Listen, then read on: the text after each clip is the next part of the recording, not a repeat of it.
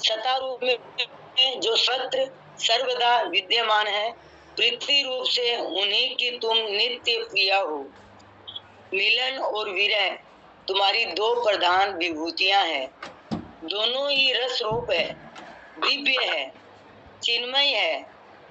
इतना नहीं, मिलन ही विरह में और विरह ही मिलन में सर्वदा ओतप्रोत है।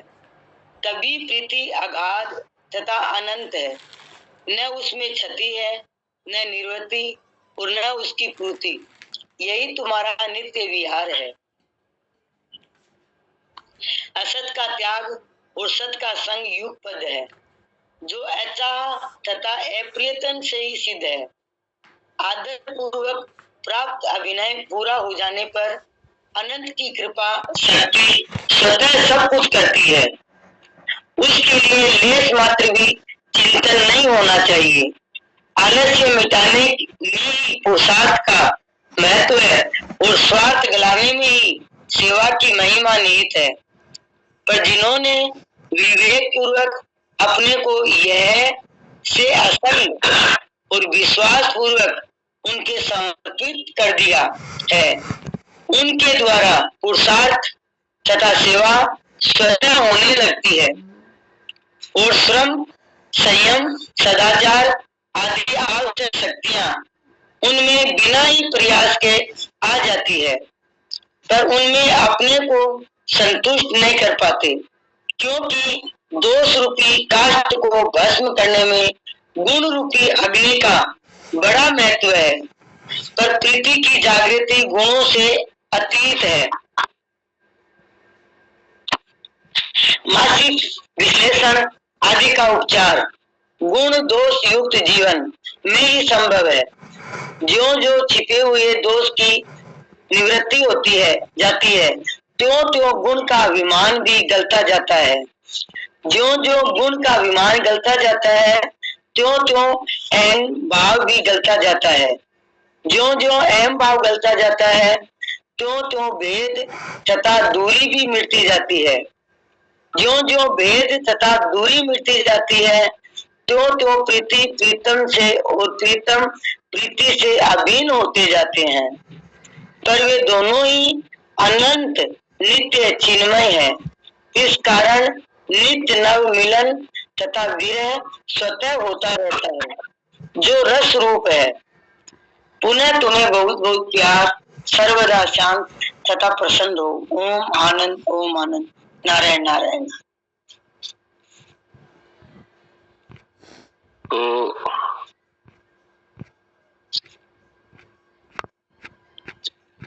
तो इसमें कुछ कुछ खास बातें आई है पत्र में।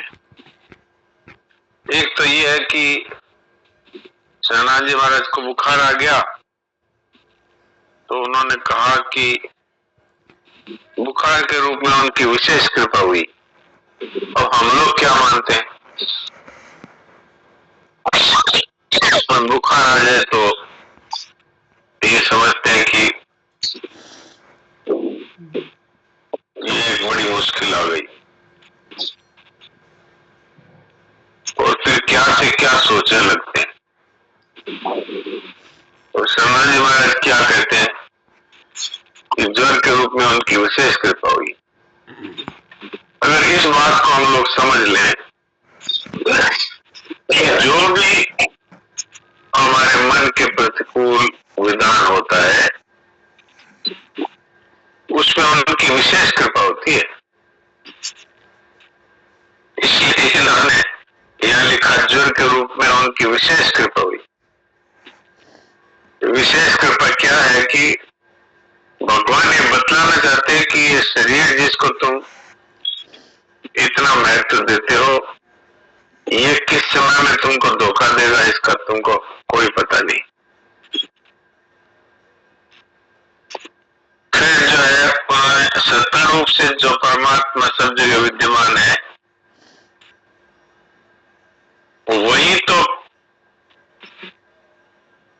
प्रेमास्पद के रूप में अपने प्रेमी को रस देने के लिए हर समय तैयार रहते हैं। तो सत्ता रूप से जो परिपूर्ण है, वही परमात्मा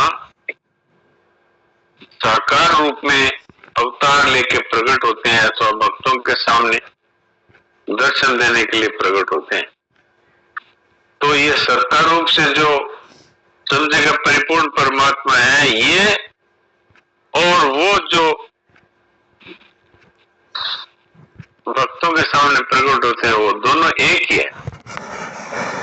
सत्ता रूप से तो हमें अपने आप में ही उनका अनुभव हो सकता है, अगर और कहीं आपको सत्ता रूप से वो नहीं दिखाई देते। उसका कारण है कि संसार को सत्ता दे रखी है। ये मकान है, ये जमीन है, ये परिवार है, ये शरीर है, इनको सत्य मान रखा है, इसी का नाम सत्ता देना है। जबकि ये वास्तव में सब के सब प्रति क्षण खत्म हो रहे हैं, प्रति क्षण। इसलिए हमें वो सत्ता रूप से सब जगह परिपूर्ण परमात्मा है, उनका अनुभव नहीं होता। और वही जब भक्त है वो अनन्य प्रेमी अथवा शरणागत हो जाता है, तब वही सत्ता रूप से विद्यमान परमात्मा साकार रूप से प्रकट हो जाते हैं। भगवान कृष्ण, भगवान राम, भगवान विष्णु इत्यादि के रूप।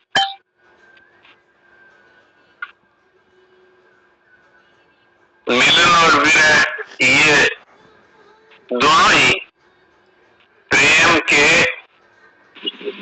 दो रूप हैं, दोनों ही प्रेम। विरह में अपने प्रेमास्पद की याद सताती है, मिलन में अपने प्रेमास्पद के साथ एकता का अनुभव होता है। दोनों ही रस रूप है। अब जो परमात्मा में विश्वास नहीं करते अथवा जो संसार को ही सत्य मानते हैं, उनके लिए संसार को जो सत्य मानते हैं उनके लिए रास्ता है सेवा। अगर आप सत्य मानते हैं संसार को, तो केवल सेवा करते रहें बस। बड़ों की, छोटों की, निर्बलों की, बलवान की, सबकी सेवा। परिवार की अथवा पड़ोस की अथवा समाज की अथवा देश की सेवा। सेवा का अर्थ है केवल दूसरों के हित के लिए कार्य कर। तो संसार को यदि आप महत्व देते हैं, तो भी जब सेवा करेंगे तो इसके बदले में आपको संसार से जो संबंध था उसका त्याग करना सुगम हो जाएगा। और संसार से संबंध का त्याग करते ही जो सत्य परमात्मा है अथवा सत्य रूप से जो आत्मा है, उसका अनुभव हो जाएगा।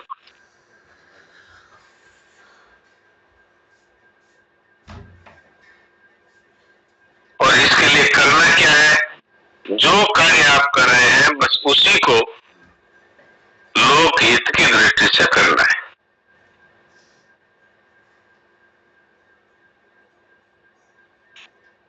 दो रास्ते हैं, या तो संसार की सेवा करके उसे संबंध विच्छेद कर लो, और या फिर विश्वास पूर्वक प्रभु हैं, वो अभी हैं और हमारे हैं और हम में ही हैं, इस तरह से उन पर विश्वास करके और अपने आप को उनके समर्पित कर दो।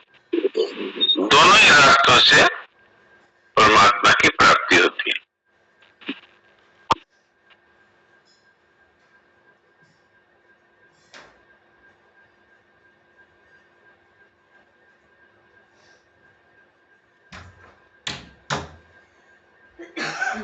ये पूरी सृष्टि है वो हमारे सामने ही मिट रही है। तो इस बात को हम स्वीकार कर लें और इससे अपना माना हुआ संबंध है उसको यदि तोड़ दें, इसका अर्थ ये नहीं है कि सेवा छोड़ दें, सेवा तो करें, पर इसको जो मेरा मानते हैं अथवा इससे जो चाहते हैं, कामना करते हैं, वो छोड़ दें, तो स्वतः ही हमारा अहम भाव मिट जाता है। और जो जो अहम भाव मिटता है त्यों तो भेद और दूरी भी मिटती है। भेद और दूरी जो जो मिटती है त्यों तो ही आत्मीयता से परमात्मा में प्रीति हो जाती है। और फिर प्रीति और प्रीतम है ये अभिन्न होते हैं, इसलिए इनका नित नव मिलन और नित नव विरह स्वतः होता है, जो कि रस रूप है। अर्थात हम स्वयं ही परमात्मा के प्रेमी हो जाते हैं और परमात्मा है वो हमारे प्रेमी हो जाते हैं। फिर दोनों का विरह और मिलन है, ये एक प्रकार का ये रस रूप जो जीवन है ये प्राप्त हो जाता है। तो ये कुछ खास खास बातें इस पत्र में आई है। इस विषय में किसी भाई बहन का कोई प्रश्न हो तो वो कर सकते।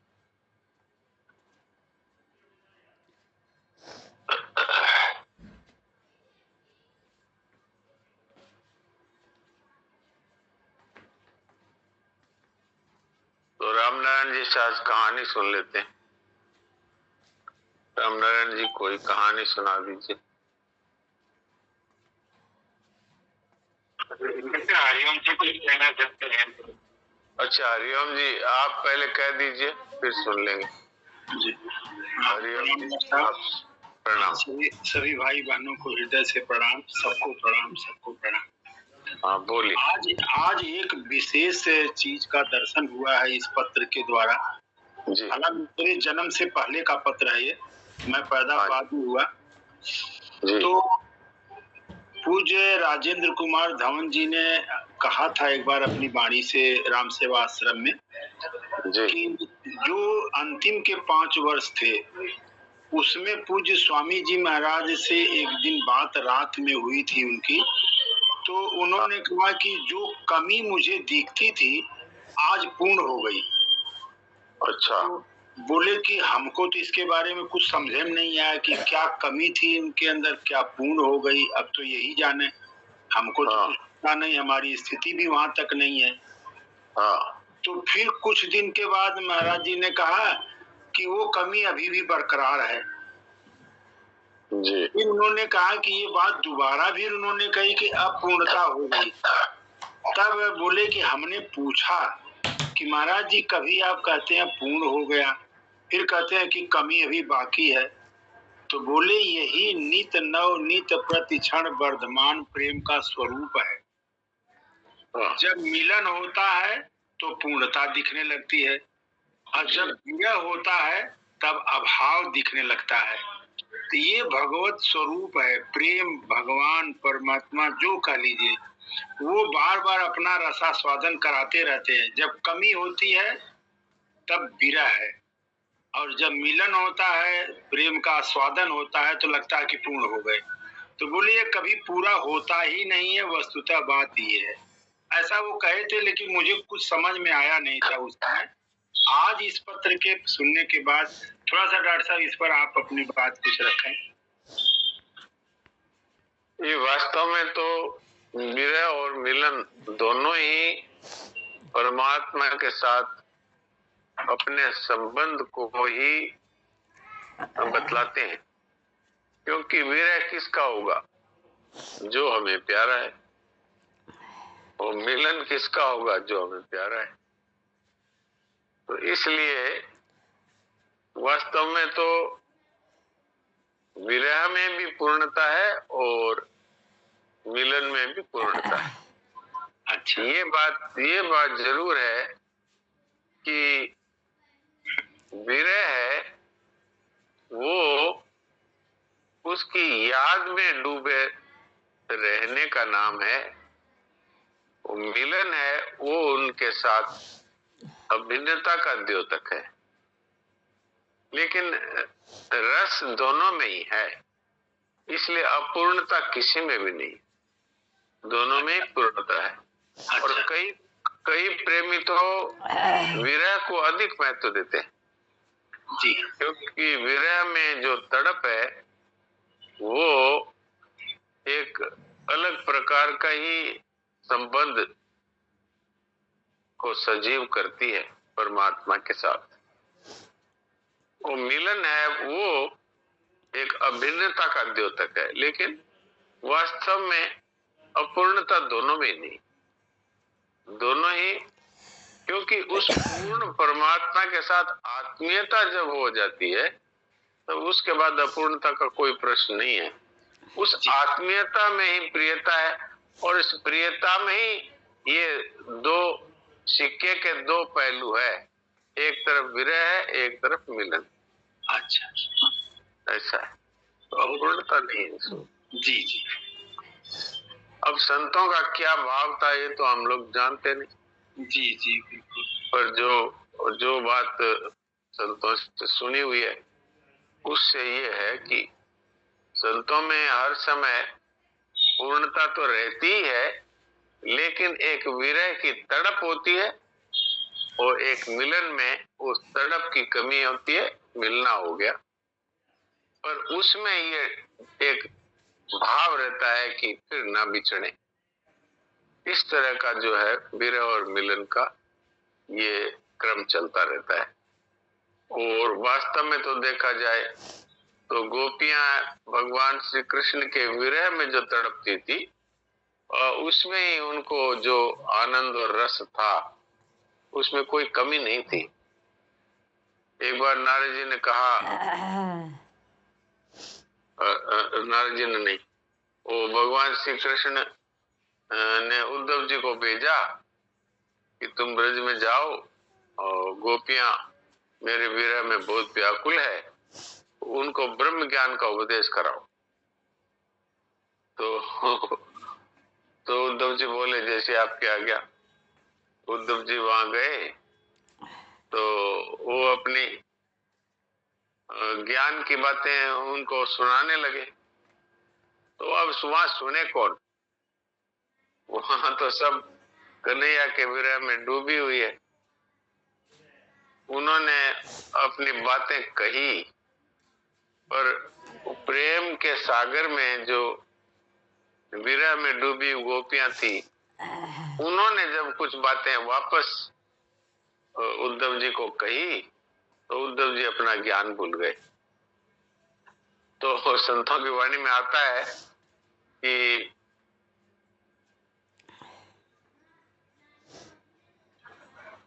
वो ये तो नहीं है डॉक्टर साहब कि प्रेम बजाए डुगडुगी विरह बजाए ढोल उधो सुधो हो गए सुन सखियन के बोल। यही अच्छा अच्छा। ज्ञान बजाए डुगडुगी प्रेम बजाए ढोल, ये है। हाँ, ज्ञान बजाए कूदो हो गया। कूदो का अर्थ है कि उल्टा और सूदो का मतलब सीधा। तो गोपियन के बोल सुनकर के वो अपना ब्रह्म ज्ञान भूल गए और भगवान के सामने आकर के और कहने लगे आप जल्दी जाओ जल्दी जाओ, वो गोपियां विरह में इतनी आतुर है कि ब्रज डूब जाएगा, आप उनसे जाओ मिलो। तो ये बात है, विरह है, ये भी एक अपने आप में एक विचित्र प्रकार का मिलन ही है, क्योंकि सब समय अपने प्यारे के याद में ही डूबी हुई है। तो प्रेमियों की बात तो प्रेमी जानते हैं, हमने तो जो संतों से बातें सुन रखी है वो आपकी सेवा में रख देते हैं। नहीं, बहुत अच्छा डॉक्टर साहब, ये पत्र और ये विवेचन दोनों पूर्णता कर दिया, बहुत अच्छा। प्रणाम, सबको प्रणाम। नारायण नारायण। इसमें कुछ बोल रहे हैं? जी, मैं ऐसा कह रहा था, ये जैसे इत्र की खुशबू होती है रोज, उसका असर धीरे धीरे कम होता है, स्ट्रॉन्ग लेना पड़ता है, यही क्योंकि वर्तमान है, घटना तो है नहीं। हाँ जी हाँ जी, तो इसी तरह से वो तो बढ़ता है, प्रतीक्षाम वर्धमानम। ठीक से मैं समझ तो नहीं पाया, पर आपने जो कहा उसका अर्थ यही है। तो रामनारायण जी अब कहानी सुना दीजिए कुछ, फिर देवकी जी से बात करेंगे। प्रणाम प्रणाम महाराज। प्रणाम। शिशु बाबू का नाम न केवल उनके जन्म स्थान में ही आदर के साथ लिया जाता था, बल्कि आसपास के इलाके में दूर दूर तक वे प्रसिद्ध थे। वे बहुत धनवान थे, किंतु उनका नाम धन के कारण नहीं था। उनके हृदय में मनुष्य मात्र के लिए लबालब प्रेम भरा था। एक दिन शाम को उनका एक नौकर उनकी बैठक में दिया जला रहा था। ऐसा करने में एक कीमती झाड़ फनूस उसकी लापरवाही से परस्पर गिरकर चकनाचूर हो गया। नौकर की तो डर की मारी जान निकल गई। उधर घर का मैनेजर भी यह घटना देख रहा था। उसने आप देखा उस गरीब नौकर के ऊपर बरस पड़ा। चिल्लाने के साथ साथ उस डरे हुए बेजुबान नौकर पर उसने लातों और घूंसों के वार करने शुरू कर दिए। इतने जोर से उसे मारना शुरू किया कि वह चोटों के मारे चिल्लाने लगा। शिशु बाबू ने ये चिल्लाना सुना तो वे झपट ऊपर आ गए। उन्हें देखकर मैनेजर ने नौकर को छोड़ दिया और वह अदब से अलग हटकर खड़ा हो गया। शिशु बाबू ने उस नौकर को कंधा पकड़कर उठाया और बाहों में भर लिया। वह उनकी छाती पर सिर रख करके इस प्रकार होने लगा जैसे कोई बेटा बाप की छाती पर अपने सारे दुख उड़ेल देता है। इसी हालत में कुछ समय गुजर गया। इसके बाद शिशु बाबू ने तेज नजरों से अपने मैनेजर की ओर देखकर कहा, माँ से मैं आपके इस काम को सख्त नापसंद करता हूँ। इस बात की गांठ बांध दीजिए। बताइए आखिर क्या किया था इस आदमी ने। मैनेजर ने सारी बात बता दी। इस पर शिशु बाबू बोले, निश्चय ये दुर्घटना थी और हम में से किसी के द्वारा भी हो सकती थी। देखते नहीं जो कुछ हुआ है उसका इस आदमी को स्वयं कितना दुख है। आपने जो काम किया है वो बहुत ही नीचे दर्जे का है। शिशु बाबू के सारे नौकर अपने स्वामी को इसी कारण से बहुत चाहते थे। नारायण नारायण। हाँ, ये है महान पुरुषों की यही बात है। महान पुरुष ये जानते हैं कि गलती तो किसी से भी हो सकती है। जानबूझ के तो कोई करता नहीं है तो नौकर कि भाई इनका सामान नष्ट कर दे, इसलिए उनके साथ दुर्व्यवहार उचित नहीं। हाँ देवकी जी को सुना दीजिए आप भी। आपको मैंने कोर्स तो बना दिया था शायद, नहीं तो अब बना देता हूँ।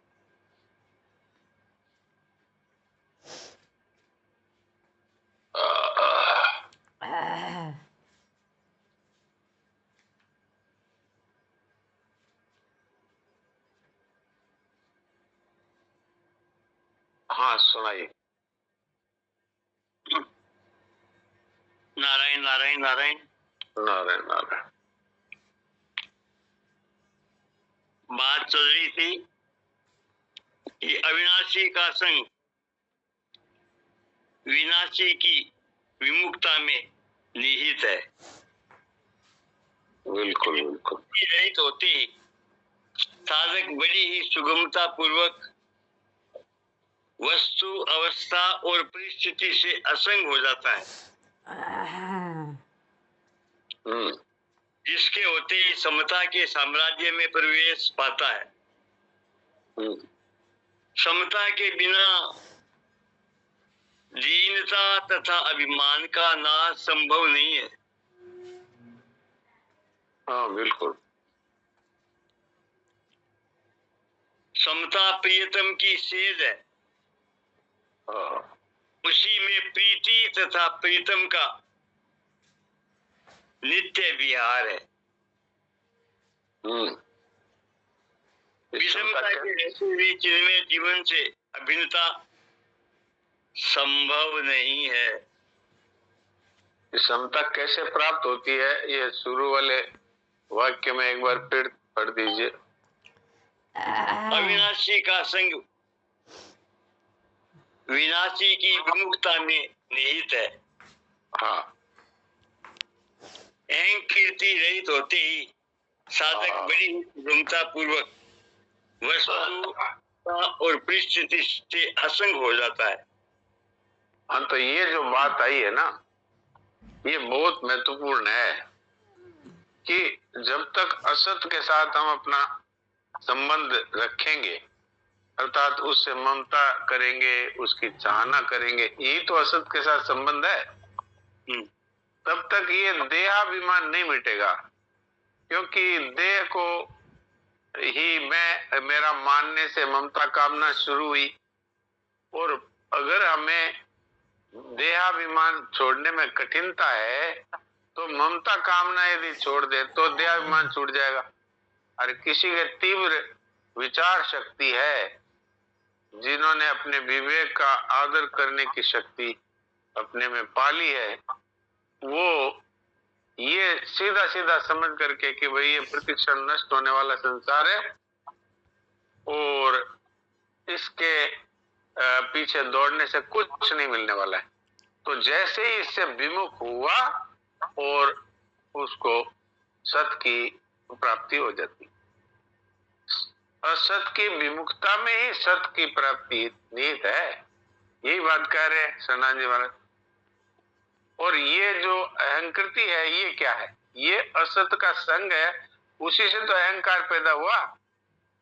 पहले का शरीर मेरा है और फिर कह दिया कि ये शरीर मैं हूं। अगर एक एक शरीर के अंग को देखा जाए तो हम इसको ये कहते हैं, ये हाथ, ये पांव, ये नाक, ये कान, ये सिर, ये टांग, ये कहते हैं, और फिर कह देते हैं यही मैं हूं।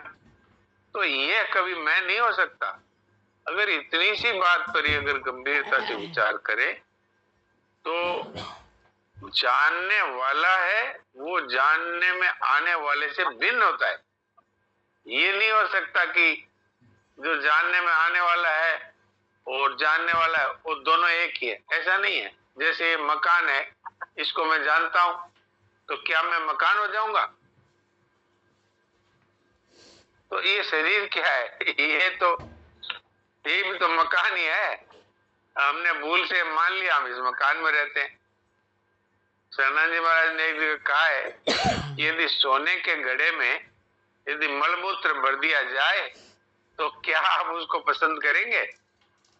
नहीं करेंगे। तो ऐसे ही ये दिखने में ऐसा दिखता है कि भाई ये सुंदर है, गोरा है, ये बहुत अच्छा है, लेकिन वास्तव में है इसमें भरा हुआ हाड़ मांस, चमड़ी, मलमूत्र, यही सब भरा हुआ है। और हम कहते हैं इसी में हम रहते हैं। अब हाड़ मांस मलमूत्र में रहना किसको पसंद है? लेकिन यही मूर्खता के कारण से इसलिए कहा कि असत की विमुखता में ही और सत की प्राप्ति अथवा सत की सम्मुखता निहित है। ये बात जरा विशेषता से समझनी चाहिए। और इसके बाद में ही वो जब असत से विमुख होंगे तभी भगवान का प्रेम प्रकट होगा। तो आज का समय अब पूरा होने वाला है, इसलिए थोड़ी देर के लिए शांत हो जाते।